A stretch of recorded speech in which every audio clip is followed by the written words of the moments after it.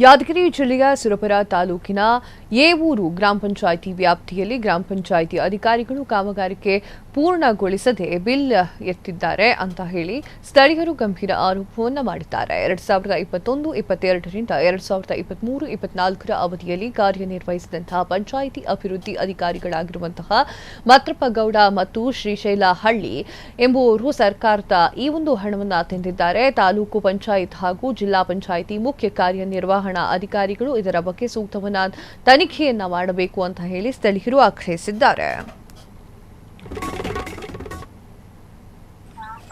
ತಾಲೂಕು ಸುರಪುರ ಜಿಲ್ಲಾ ಯಾದಗಿರಿ ಹೋಬಳಿ ಶಾಖೆ ಕೆಂಬಾಯಿ ಭೀಮಾರ್ಮಿ ಹೋಬಳಿ ಅಧ್ಯಕ್ಷರು. ನಾವು ಸುಮಾರು ಅಂದ್ರೆ 10ರಿಂದ 11 ತಿಂಗಳು 15ನೇ ಹಣಕಾಸಿನಲ್ಲಿ ಕಂಪ್ಲೀಟ್ ಮಾಡಿದ್ದೀವಿ. ಯಾವ ರೀತಿಯಿಂದ ಕಂಪ್ಲೀಟು ಅವರು ಸರಿಯಾಗಿ ಸ್ಪಂದನೆ ಮಾಡ್ತಾ ಇಲ್ಲ. ಯಾರು PDO ಮತ್ತು ಇವರು ಅಧ್ಯಕ್ಷೆ JE AW EO ಇವ್ರು ಯಾರು ನಮ್ಗೆ ಕಾನೂನು ಕ್ರಮ ತಗೊಳ್ತಾ ಇಲ್ಲ. ಅದು ಹಂಗೆ ಮಾಡೀವಿ ಹಿಂಗೆ ಮಾಡೀವಿ ಅದು ಇದು ಅಂತೇಳಿ ಸುಮ್ಮನೆ ನಮ್ಗೆ ದಾರಿ ತಪ್ಪಿಸೋ ವ್ಯವಸ್ಥೆ ಕೆಲಸ ಅವ್ರು ಮಾಡ್ಲಕತ್ಯಾರ. ಸುಮಾರಾಗಿ ಅಂತಂದ್ರೆ 11 ತಿಂಗಳಿಂದ ನಾವು ಓಡಾಡ್ತಾನೆ ಇದ್ದೀವಿ. ಯಾವುದು ಕೆಲಸ ಅವರು ಸಕ್ಸಸ್ ಮಾಡ್ತಾಯಿಲ್ಲ. ಎಷ್ಟು ದಿವಸ ಆದ್ರೂ ಅಂಗವಿಕಲರಿಗೆ ದುಡ್ಡು 5% ಅನುದಾನ ಬರೋದು ಅದು ಯಾವುದೂ ಕೊಟ್ಟಿಲ್ಲ. ಮತ್ತು ಮೇಲಾಗಿ ಇವರೆಲ್ಲ ಕಳಪೆ ಕಾಮಗಾರಿ ಜಾಸ್ತಿ ಆಗ್ಯಾವ. ಮತ್ತು ಇವಾಗ JE AWಗೆ ಸುತ್ತ ಕಾನೂನು ಕ್ರಮ ತಗೊಳ್ಬೇಕು. PDOಗೆ ಸಸ್ಪೆಂಡ್ ಮಾಡಬೇಕು. ಅಧ್ಯಕ್ಷನ ಸ್ಥಾನ ರದ್ದು ಮಾಡ್ಬೇಕಂತ ಇವರಿಬ್ಬರ ಮೇಲೆ ಕಾನೂನು ಕ್ರಮ ತಗೊಳ್ಬೇಕು.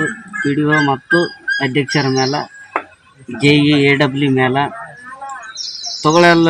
ಮುಂದೆ ಹೋದರೆ ನಾವು ಭೀಮಾರ್ಮಿ ಹೋಬಳಿ ಶಾಖೆ ಕೆಂಬಾಯಿ ವತಿಯಿಂದ ತಾಲೂಕು ಪಂಚಾಯತಿ ಮುಂದೆ ಉಗ್ರವಾದ ಹೋರಾಟವನ್ನು ಅನಿವಾರ್ಯ ಆಗುತ್ತದೆ.